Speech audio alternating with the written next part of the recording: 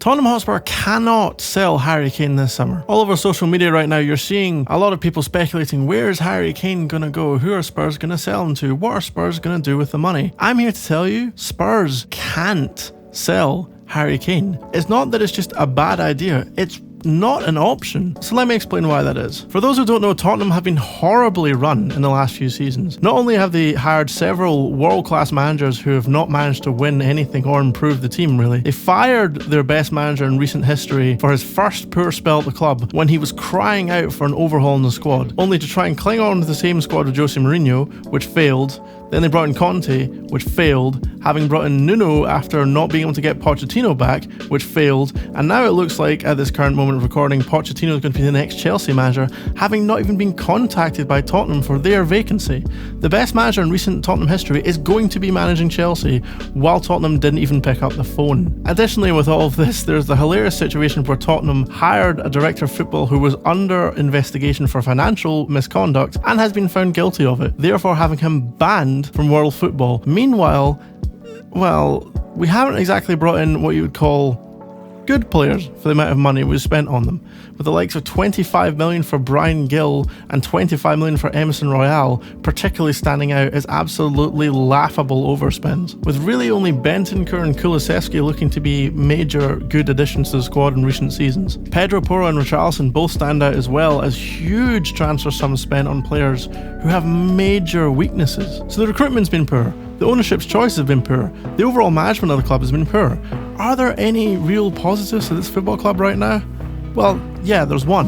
And his name is Harry Kane. Because he plays in a dreadful Tottenham Hotspur side, people who don't watch Spurs every week don't really seem to realise just how good this guy is. Not only is he a world-class striker, he's also dropping into midfield to put some of the best through balls of the season through. The problem Harry Kane has is he can't pass to himself.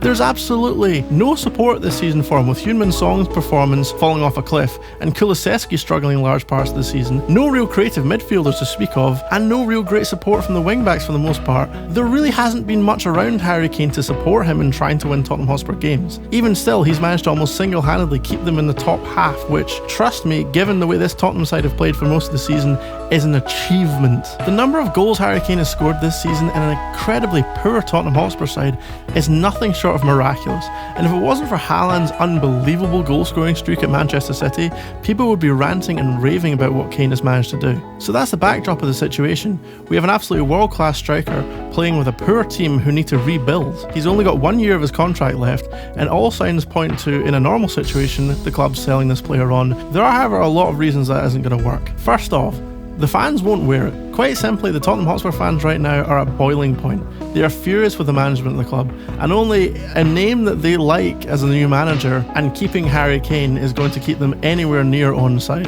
But past the problems of perception, there's also just the problem of who are you going to buy? I don't think anyone could sit with a straight face and say that Richarlison has shown anything like the quality at Tottenham to be considered Harry Kane's natural squad replacement.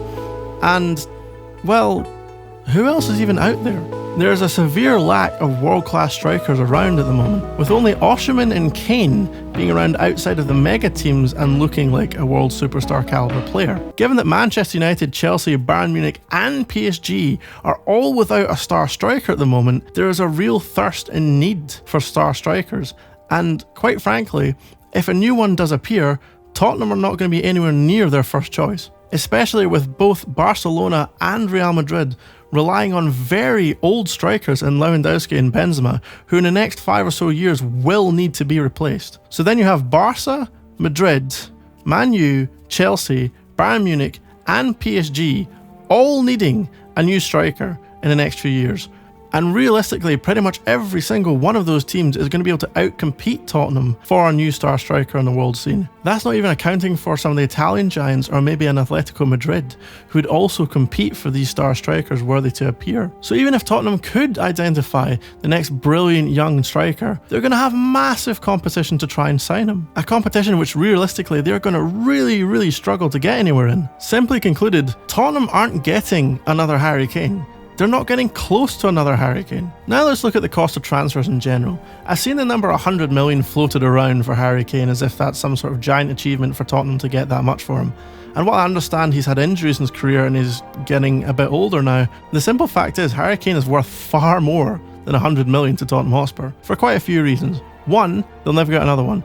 Two, even if they get that 100 million, what does 100 million buy you nowadays? That doesn't even get you an Enzo Fernandez, for God's sake. 100 million is nowhere near what it used to be in world transfer market, as is evidenced by the money Tottenham have spent on players who haven't really done it for them. You could easily compile 200 million's worth of transfers for Tottenham players that haven't worked out between Richarlison, Emerson Royal, Brian Gill, Ndombele, Lo Celso. The list goes on and on and on. And the idea that fans still seem to have about transfers, that you can just pop a player out of one team, plug him into another, and he'll necessarily have the same level of success, has been proven again and again and again over the years to be false. And yet we still all seem to assume it. We still all seem to assume that Tottenham can just sell Harry Kane, buy some other striker, and he'll just magically work. There's no better proof of this folly than Chelsea, who have bought so many good strikers over the years who have completely failed with them, only to go on and do well at other clubs. And it's just not a very simple thing to figure out why. Tottenham also had problems in the pre-Kane era of trying to get a star striker, with Roberto Soldado coming in from his massively successful goal-scoring period in Spain,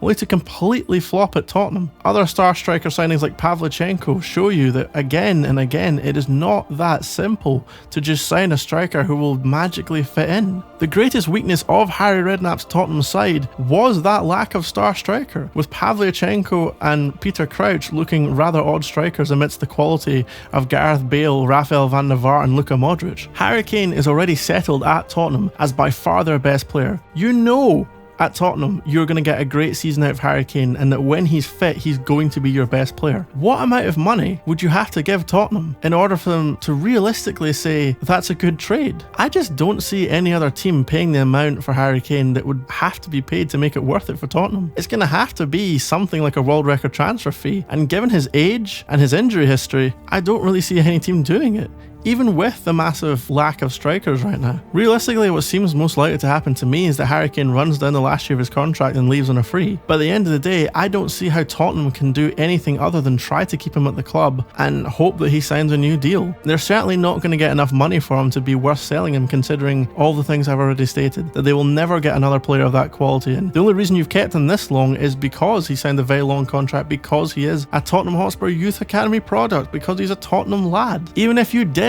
sign some magical young Argentinian striker you found from nowhere and he was absolutely world class, the first season the likes of Real Madrid and Barcelona were in for him, he would be demanding to leave. There's no way he'd give you the kind of time a Harry Kane's given you. Tottenham are not even close to being the first choice for any new striker that comes along. And so if they sell Harry Kane, it's very hard to see a scenario where they aren't, first off, forced to pay a lot for the new striker because the club they're buying from knows they have the money, and secondly, are massively downgrading. I really just don't see it. I don't see a scenario in which Tottenham can sit and take a relatively, given the current state of football, small sum for Harry Kane, turn around, buy some 23-year-old average striker from a random team in Europe, and act as if things are all well. You're going to be massively worse on the pitch. The fans are going to be absolutely furious. There's already a massive amount of pressure on the owners, and it's also just a poor footballing decision. 1 year of Harry Kane is worth 100 million to Tottenham Hotspur. It just is, especially given the hope, and I concede it's massively hopeful, that you can get him to sign a new deal if things start improving next season. All in all, I just don't see a world where Tottenham Hotspur can actually sell Harry Kane this summer. That's my opinion anyway. What do you think? Let us know in the comments. Don't forget to join Clan Jackal, and please stay Harry. Please?